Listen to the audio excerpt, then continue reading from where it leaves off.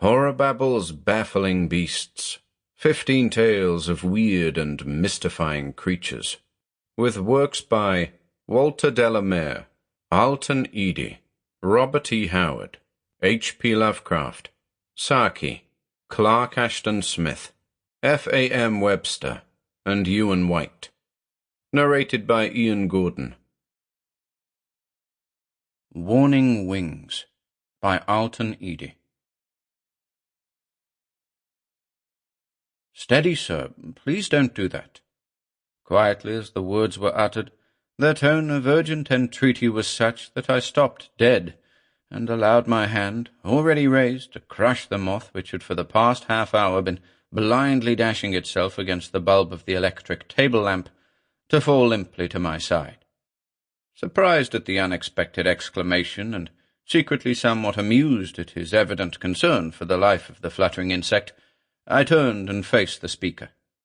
He was a fresh arrival at the hotel, for his face was unfamiliar to me. Tall and broad-shouldered, with a neatly trimmed, pointed grey beard, his features tanned to that warm, even tone which only the sea can give. One does not need to spend many hours in the neighbourhood of the Southampton waterfront before becoming accustomed to the type to which he belonged. Evidently he was an officer of one of the ocean liners, which are to be counted by the score in the docks nearby. There was a flicker of amusement in his keen grey eyes as he stepped forward in answer to my look of surprise. "Seemingly this little wanderer of the night has incurred your displeasure," he observed, pointing to the moth which had now renewed its frantic dashes against the brightly lit globe.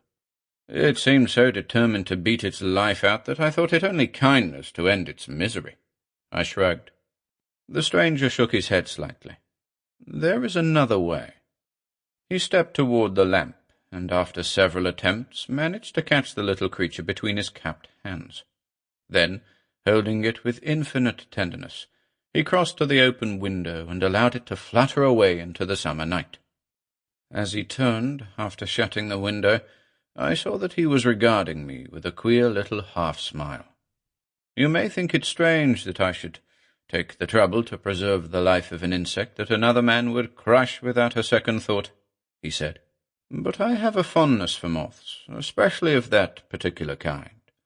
Oh, you mustn't run away with the idea that I'm a learned entomologist," he went on with a laugh. "As a matter of fact, I do not know the scientific name of the species, although its common designation is, I believe, the ghost moth.